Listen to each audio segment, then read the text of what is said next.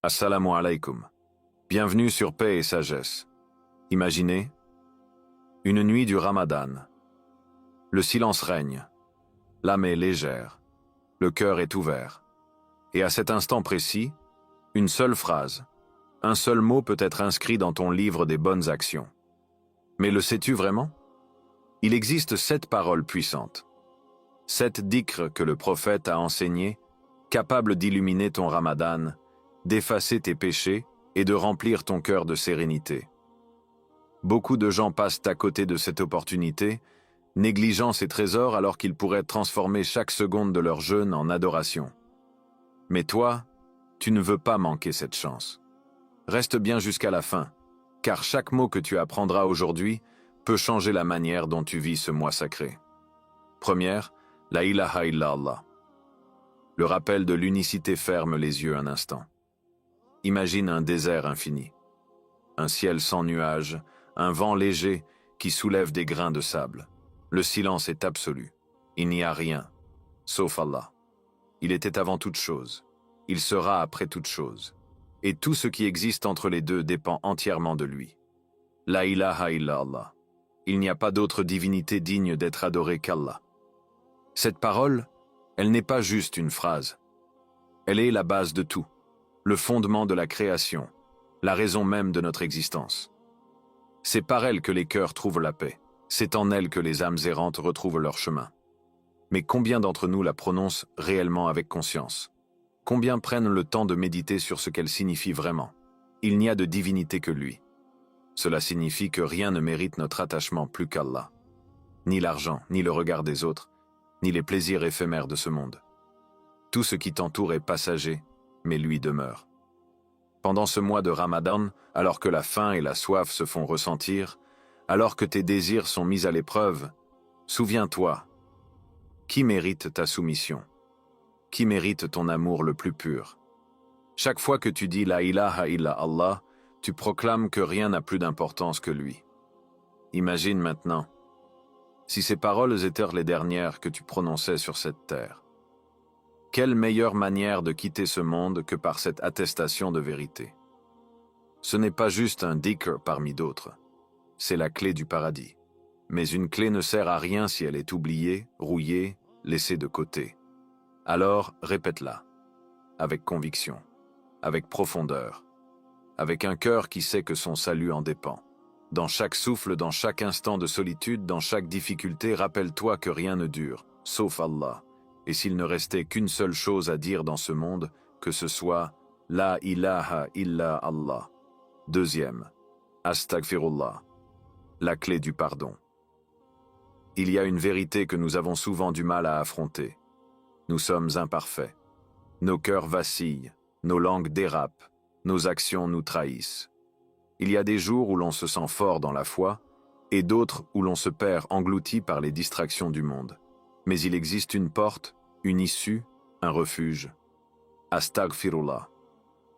Je demande pardon à Allah. 3 mots, mais un océan de sens. As-tu déjà ressenti ce poids sur ta poitrine, cette sensation d'être alourdi sans même comprendre pourquoi? Ce n'est pas seulement la fatigue ou le stress, c'est l'âme qui crie, qui cherche à être purifiée. Le péché est comme une tache sur le cœur. Plus tu l'ignores, plus il s'étend, jusqu'à obscurcir la lumière en toi. Mais à chaque astaghfirullah, c'est comme si tu passais ta main sur un miroir embué. Petit à petit, la clarté revient. Tu crois peut-être que tes fautes sont trop nombreuses, que tes erreurs sont trop grandes, que le chemin du retour est inaccessible. Mais écoute bien ceci. Tant que tu dis astaghfirullah, la porte du pardon reste ouverte. Regarde autour de toi. Chaque lever du soleil est un signe qu'Allah t'a donné une nouvelle chance.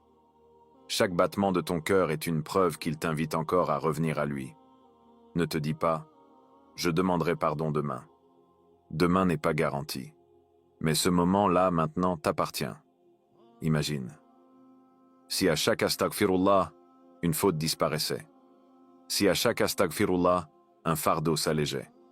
Si à chaque astaghfirullah, ton âme se rapprochait un peu plus de la miséricorde infinie d'Allah. Alors répète-le. Pas machinalement, mais avec le cœur. Avec la sincérité de celui qui sait qu'il est faible. mais qui croit en un Seigneur plus grand que ses fautes.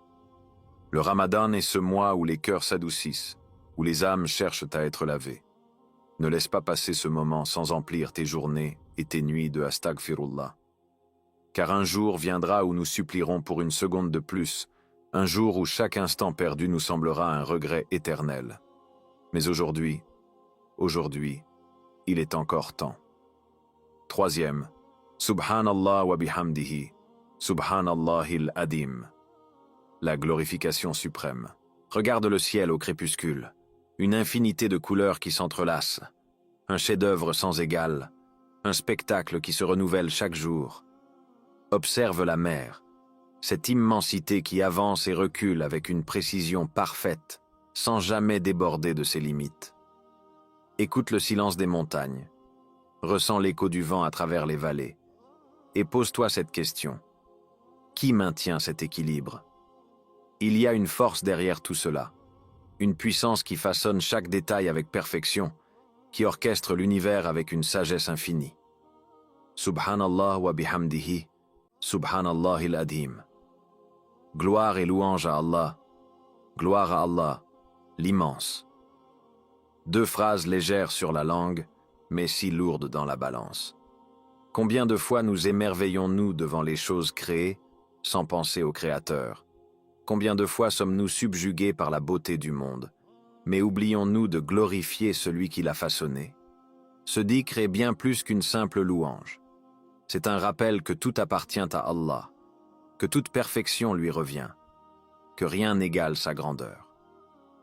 Dans un monde où l'on est sans cesse distrait, où l'on court après l'éphémère, prendre le temps de dire Subhanallah, c'est élever son âme au-dessus du matériel, c'est contempler au lieu de consommer, c'est reconnaître que nous ne sommes rien face à sa majesté. Chaque fois que tu prononces ces mots, c'est comme si tu participais à une symphonie céleste. Car sache que les étoiles dans le ciel glorifient Allah, les vagues qui s'écrasent contre les rochers le louant, les feuilles qui frémissent sous la brise murmurent sa grandeur. Et toi, seras-tu parmi ceux qui se joignent à ce chœur de louange? Ne sous-estime jamais la valeur de ce dhikr. Un jour viendra où nos paroles, nos actions, notre richesse disparaîtront, mais ces mots resteront gravés. Subhanallah wa bihamdihi, Subhanallahil adim. Un dhikr simple, mais qui pèse plus lourd que les montagnes. Un trésor caché que peu prennent le temps d'exploiter. Et si je te disais que ces mots pourraient être ta lumière le jour où toutes les âmes seront dans l'attente? Alors ne les laisse pas s'effacer de ta langue. Fais de ce dhikr ton souffle, ton rythme, ton refuge, parce qu'en glorifiant Allah, c'est ton âme qui s'élève. Quatrième, Alhamdulillah, la gratitude en toute chose. Imagine un instant. Tu ouvres les yeux le matin, ton cœur bat toujours, tes poumons se remplissent d'air sans effort. Tu te lèves, tes jambes te portent, tes mains saisissent sans difficulté ce qui t'entoure. Tu as un toit, tu as de quoi manger, tu es en vie. Mais combien de fois as-tu remercié Allah pour ses bénédictions? Alhamdulillah, louange à Allah. Deux mots, si simples. Et pourtant, ils peuvent transformer une vie entière. Nous passons notre temps à regarder ce que nous n'avons pas, à courir après ce qui nous manque, à envier ce que d'autres possèdent. Mais avons-nous seulement pris le temps de voir ce qui est déjà entre nos mains?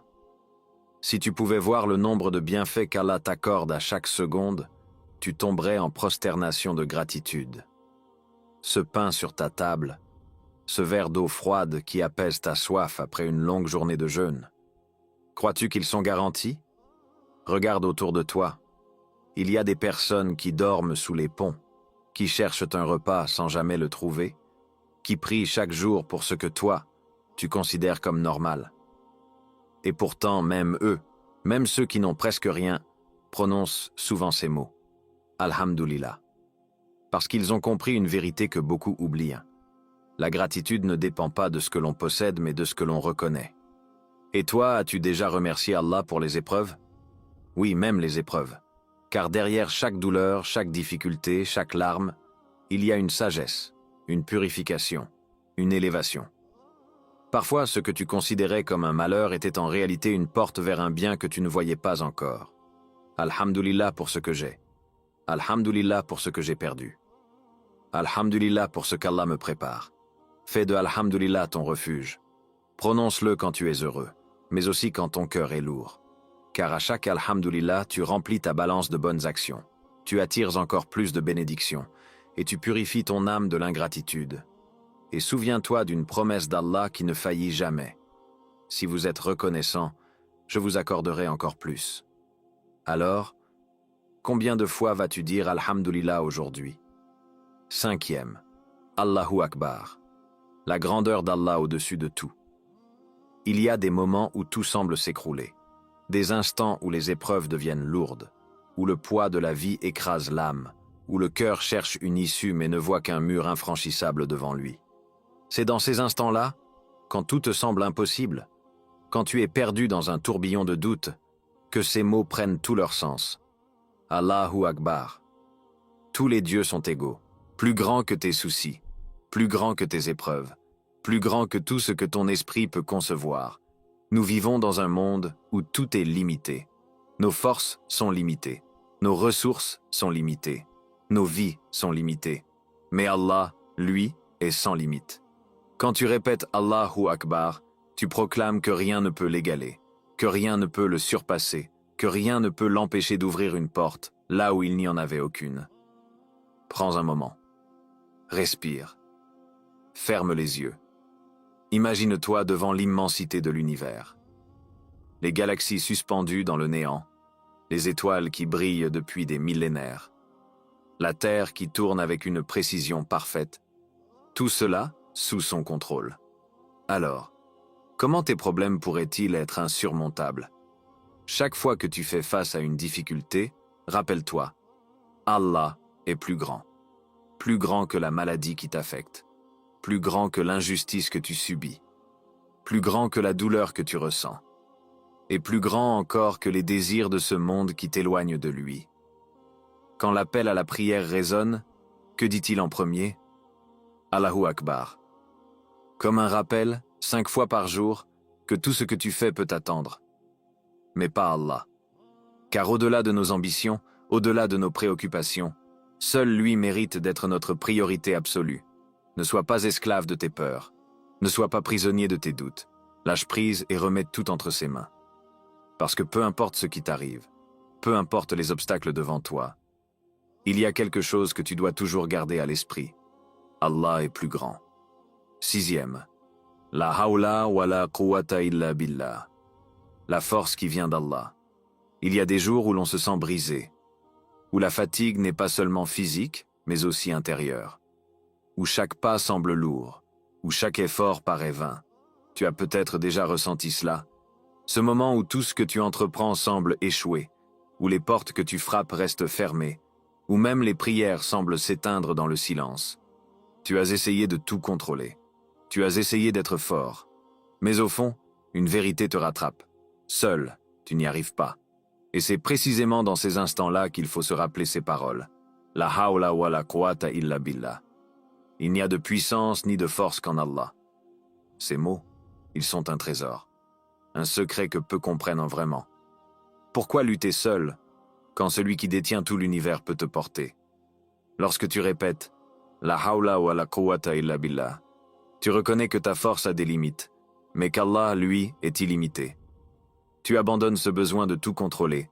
Tu déposes ton fardeau entre ses mains et tu réalises « Tu n'as jamais été seul. C'est lui qui a fait couler l'eau dans tes veines, qui a donné à ton cœur la capacité d'aimer, qui a mis en toi l'intelligence, la patience et la résilience. C'est lui qui, chaque matin, renouvelle tes forces alors que la veille, tu étais épuisé. Mais parfois, il attend que tu reconnaisses ta faiblesse, pour te montrer sa puissance. Quand une épreuve semble trop lourde, au lieu de dire « je n'en peux plus », dis « la hawla wa la quwwata illa billah ».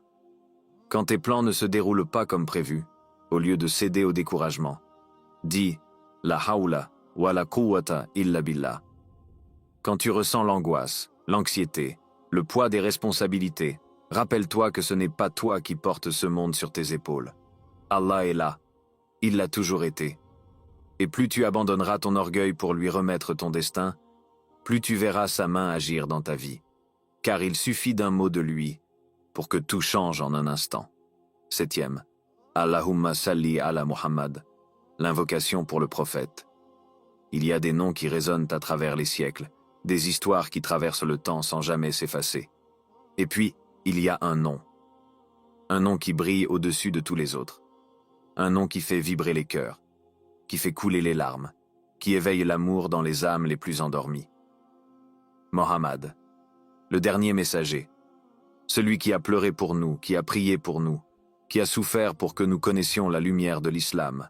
Et Allah, dans sa sagesse infinie, nous a donné un trésor, une invocation, un lien entre nous et lui. Allahumma salli ala Muhammad. Oh Allah, prie sur Muhammad. Un dhikr simple, et pourtant, il ouvre les portes des cieux. As-tu déjà pris un instant pour comprendre ce que cela signifie réellement? À chaque fois que tu dis « Allahumma salli ala Muhammad », Allah lui-même envoie des bénédictions sur toi en retour. À chaque fois que tu prononces ces mots, les anges inscrivent ton nom parmi ceux qui honorent le plus noble des hommes. À chaque fois que tu récites cette invocation, une lumière se pose sur ton cœur, une paix envahit ton âme. Mais surtout, c'est une preuve d'amour. L'amour de celui qui, dans ses derniers souffles, n'a pas demandé la richesse, ni le pouvoir, mais a pensé à toi. Ma communauté, ma communauté. Nous disons aimer, mais qu'est-ce que l'amour sans engagement? Combien de fois par jour disons-nous Allahumma salli ala Muhammad? Est-ce devenu une simple habitude? Ou est-ce un acte de gratitude, une reconnaissance pour celui qui a tout donné? Imagine, le jour où les âmes seront réunies, le moment où chaque personne cherchera une intercession, un regard d'espoir, un secours dans l'immensité du jugement. Et là, parmi des milliards d'êtres humains, une voix prononcera ton nom, parce que tu faisais partie de ceux qui l'ont honoré, ceux qui ont envoyé sur lui des prières, ceux qui ne l'ont jamais oublié. Allahumma salli ala Muhammad, une invocation qui t'élève, qui t'unit à la plus belle des histoires, qui te rapproche de celui qui sera là, ce jour-là, pour intercéder. Alors, combien de fois vas-tu prononcer ces mots aujourd'hui? Le Ramadan est éphémère. Chaque jour qui passe est une porte qui se ferme, une opportunité qui disparaît. Mais ce que tu dis, ce que tu répètes, ce que tu ressens en invoquant Allah, reste. Ces 7 dhikrs sont de véritables clés, des clés pour le pardon, la paix intérieure et la proximité avec ton Créateur. Ne laissez pas cette connaissance s'arrêter ici. Applique-les, partage-les, fais-en profiter ceux qui t'entourent. Et si cette vidéo t'a apporté quelque chose, alors imaginez combien elle pourrait inspirer d'autres. Transmets ce savoir, laisse une trace, et ensemble, remplissons ce Ramadan de lumière.